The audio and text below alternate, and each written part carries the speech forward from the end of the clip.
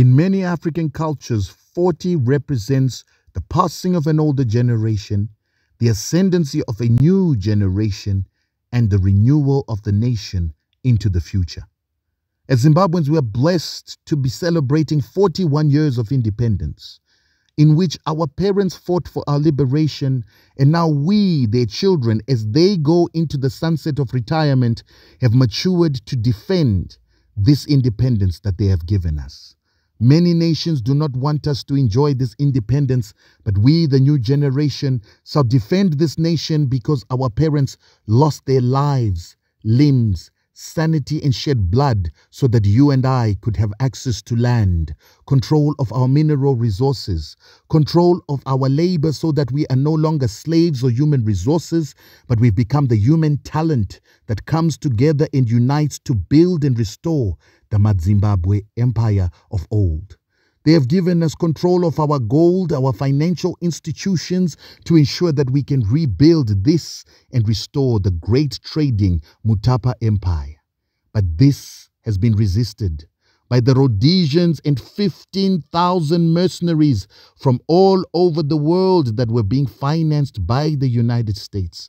They came from Britain, Portugal, apartheid South Africa, Brazil, Israel, the entire Western world in order to protect white supremacy in Southern Africa. This was in line with what Henry Kissinger wrote in NSSM 200, where he said white people cannot allow defeat on the African continent because then this would radicalize Africans and ensure that they fight white supremacy on African soil.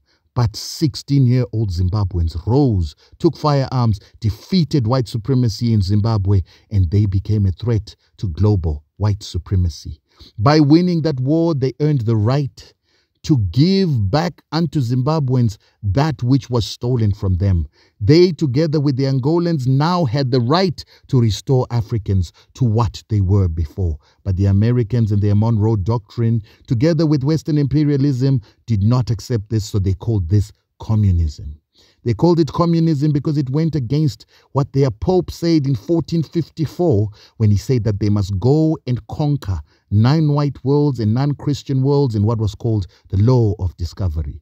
That law of discovery is the doctrine upon which the United States, Canada, Australia, New Zealand, and a number of nations in South America are founded upon, where they believe that they have a divine right to murder natives and to establish their nations. And today, these colonies that have murdered natives continue to try and stop the emancipation of Africans by fighting the most radical movement on the African continent, Zimbabwe. And when Zimbabwe got its independence, the CIA joined hands with the apartheid government to start destabilizing those countries that had won their liberation by war. They started to destabilize Angola, Mozambique, and Zimbabwe. The CIA used the apartheid government to destabilize the entire SADC region so that SADC could never be able to launch an attack to defeat apartheid by military means. However, they were going to raid Zimbabwe with their dissidents that they were training in Paraboa. Super Zapu was being trained to destabilize Zimbabwe. Renamo was being trained to destabilize Mozambique, while UNITA was being trained to destabilize Angola, all with the assistance of the CIA, who were assisting Renamo from Malawi and the Comores, and also the CIA assisting in Angola, where the South African government invaded. The South African government would bomb Zimbabwe and assassinate ANC officials in Zimbabwe. A state security council was created by the apartheid government that was a partnership between the military of South Africa together with their companies like Old Mutual, Anglo-America, and the Rupert Empire. They would sabotage Africa economically with sanctions.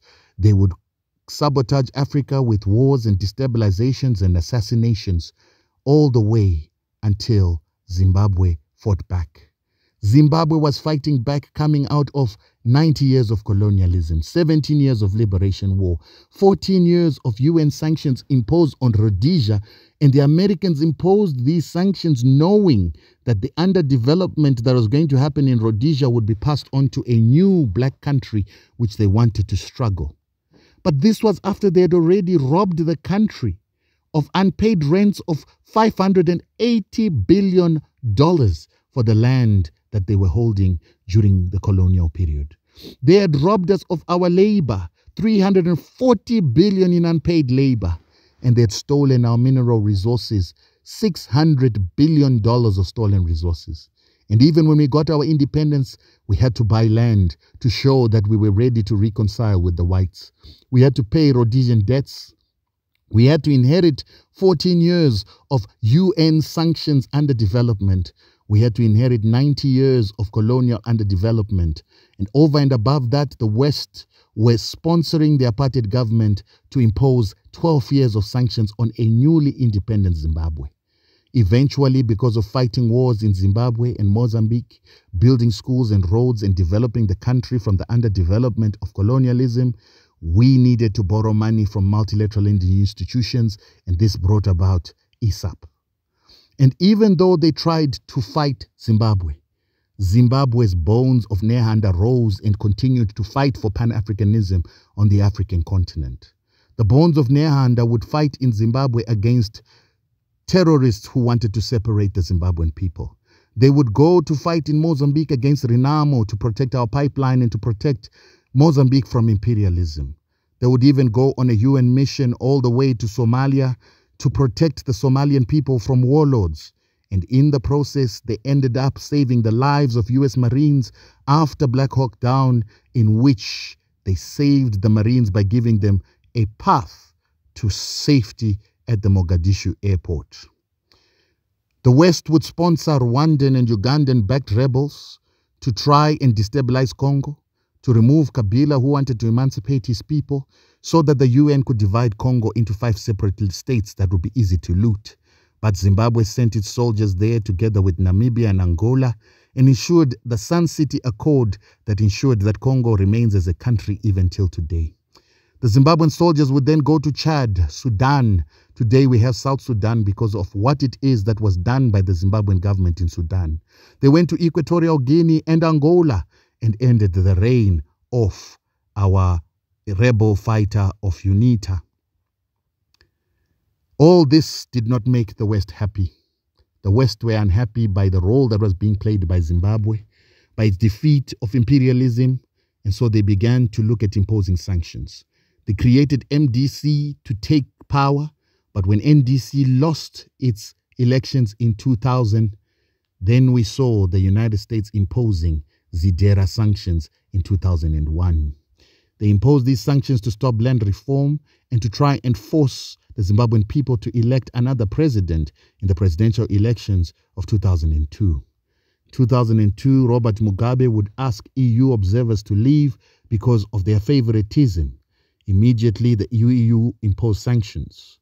After those sanctions, Robert Mugabe won the 2002 presidential elections, and immediately the United States imposed what was called a national emergency upon Zimbabwe, saying that it is a threat to the national security interests, economic interests, and foreign policy interests of the United States. This was immediately followed by sanctions that were called Executive Orders 13288, and then these were amended and increased again in 2005 as EO 13391, and then amended again by a black president, Barack Obama, into EO 13469 that put the government of Zimbabwe as a threat to the United States government. They immediately deployed a weapon called the International Emergency Economic Powers Act to cripple Zimbabwe further by attacking its economic engine. This then gives me a chance to explain these sanctions a bit more in detail. ZASM is US, EU, Canada, and Australia using their directors in multilateral lending institutions to deny Zimbabwe reconstruction and development loans that were promised at Lancaster House Conference, by the way, and over and above that, blocking the cancellation of those colonial debts we spoke about. The executive order sanctions target the economy and the engine of Zimbabwe to ensure that Zimbabwe cannot develop and use its land. So no US company, financial institution, companies of US partner nations, or any other companies from any other nation that wants to do business with the United States and the EU can make payments, clear payments or hold accounts, give loans, invest or fund, trade, transfer technology, software, machinery, or give assistance. This is humanitarian assistance or NGO aid or other assistance like lobbying to Zimbabwe without a license from the US president. These sanctions are upon the Zimbabwean government, its ministries, companies owned by the Zimbabwean government by more than 51%, politicians, and 144 special designated nationals, and anyone who does business with them. This basically is the entire country of Zimbabwe that is under sanctions. And what it is that the United States says is, you're either with us or against us. And they put diplomatic pressure on other nations that are not in Europe to also impose the sanctions they've imposed or face penalties or secondary sanctions. What is the problem that these sanctions cause? They cause an economic war, a war that stops us from being able to participate in fair and free international trade. They block our ability to get payments. They block our ability to get technology and machinery to upgrade our country and our system of industry. They isolate the nation, diplomatic relations, business relations, investment. They incapacitate our industry because we can't retool. They break what we call partner bank relationships or linkages with other banks. They cause dependency so that we depend on NGOs and aid. They cause these people who give us aid to then influence us and to instill a psychological warfare with lies and sentiments that are negative, so that we have an attitude and behavior that causes us to begin to fight one another, that fragments and divides our nation, and causes us to have a civil war, civil disobedience that puts people against the government so that there can be a foreign government intervention. Now, how much have we lost because of these sanctions? It is very difficult to quantify, but let me just show you what we call the GDP parity comparison. We were almost twice as big as Zambia in 2001 when the sanctions started. But today, Zambia is bigger than us. And when you look at that, we have lost up to $26.6 billion because of these sanctions just in our GDP. There are multiplier effects to that. And what we need to now start concerning ourselves with is that since 1979, when the National Emergency Act was created, 86% of all 34 executive order sanctions that come with the national emergency on third world countries have turned into wars or civil wars.